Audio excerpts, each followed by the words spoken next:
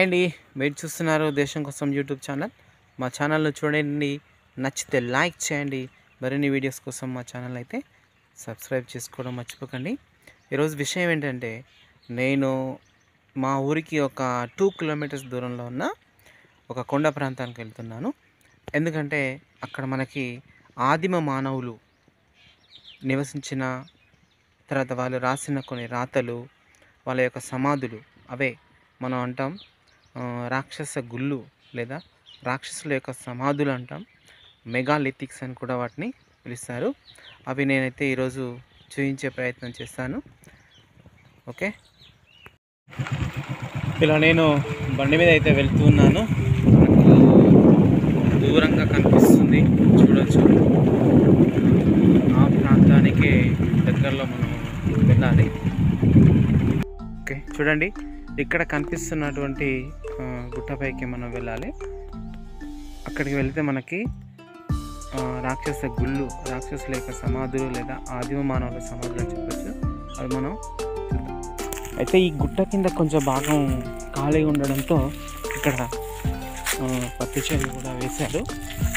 ఆ పత్తి చేను కంటే కొంచెం ముందర మనకు చూస్తే ఒక పెద్ద బండరాయి కనిపిస్తుంది.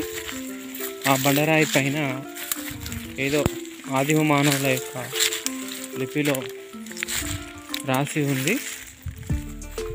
అది మనకి సరిగా అయితే కనిపించట్లేదు. దగ్గరికి వెళ్ళి చూసినా కానీ అదేదో ఉన్నట్లుంది, కానీ క్లియర్గా అయితే కనిపిస్తలేదు. చూడడానికి చిన్న గుట్టనే అయినా కానీ వెళ్ళడం అంత ఈజీ అయితే అనిపిస్తలేదు. ఇలా మనం మెల్లగా ఎక్కుకుంటూ వెళ్దాం పైకి.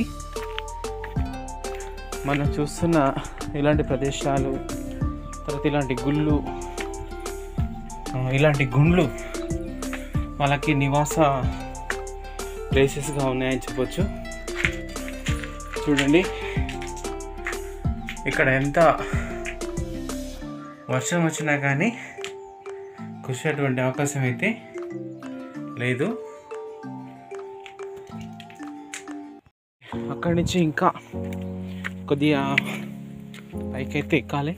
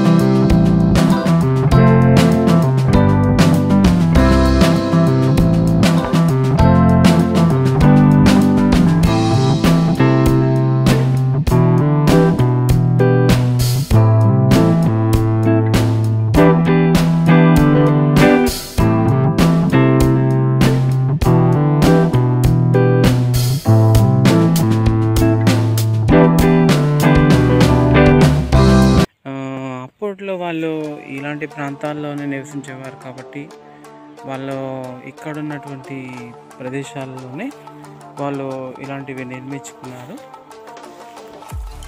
ఇంకా ఉన్నాయి చాలా, కాకపోతే అన్నీ కూడా మనకు ఇలాగే చుట్టూ రాళ్ళను పేర్చుకున్నట్టుగా ఉండి మధ్యలో చుట్టూ బండరాలు పెట్టినట్టుగానే ఉంటాయి ఇవి. చూడండి ఫ్రెండ్స్, ఇది మనం ఇంకా క్లియర్గా చూడొచ్చు. ఈ యొక్క రాక్షస గుడి అయితే వాళ్ళు దీన్ని ఒక గుడిలా కూడా వాళ్ళు భావించేవాళ్ళు. ఎందుకంటే మనం ఇప్పుడు ఎలాగైతే పితృదేవతలను పూజిస్తున్నామో వాళ్ళు కూడా వాళ్ళ సమాధులను ఒక గుడిలాగా భావించేటోళ్ళు. ఇక్కడ చూస్తే మనకు క్లియర్గా బండలు వేసి అయితే మనకి కనిపిస్తుంది. అదేవిధంగా మనం ఇక్కడ కూడా చూడొచ్చు, చుట్టూరా వాళ్ళు ఇలా మనం చుట్టూ చూసినా కానీ చుట్టూరా రాళ్ళు అయితే వాళ్ళు పెట్టున్నారు. ఎందుకంటే అవి వాళ్ళకి ఒక గుర్తులాగా వాళ్ళు భావించేటట్లు. ఇక్కడ కూడా మనం చూడొచ్చు, క్లియర్గా కనిపిస్తుంది ఈ మెగాలిథిక్. ఇంకా ఈ ప్రాంతాల్లో అయితే చూస్తే మనకు చాలా ఉన్నాయి. అయితే దక్షిణ భారతదేశం పాటు మరియు నార్త్ ఈస్ట్ ప్లేసెస్లో అంటే జమ్మూ కాశ్మీరు అలాంటి ప్రాంతాల్లో కూడా ఈ మెగాలిథిక్స్ ఉన్నాయి.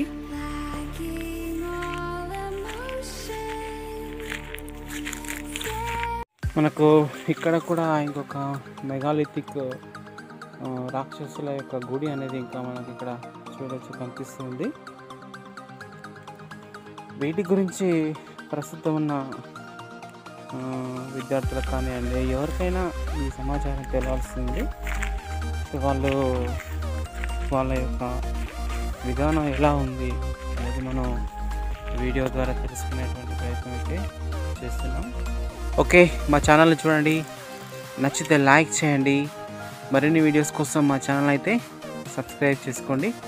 నేను ఇక్కడ వచ్చినప్పుడు ఇలా అడవిలో ఈ కొండ ప్రాంతాల్లో నెమలి యొక్క ఈకలు చాలా అందంగా ఉన్నాయి. వీటిని కూడా నేను తీసుకున్నాను. ఓకే, నాకు తెలిసినటువంటి సమాచారం ఇస్తున్నాను ఈ యొక్క మెగాలిథిక్ సంబంధించినటువంటిది. ఓకే, మా ఛానల్ను లైక్ చేయండి. మరిన్ని వీడియోస్ కోసం కిందనే ఉన్నటువంటి ఎర్ర బటన్ను క్లిక్ చేయండి. Thank you. Have a nice day.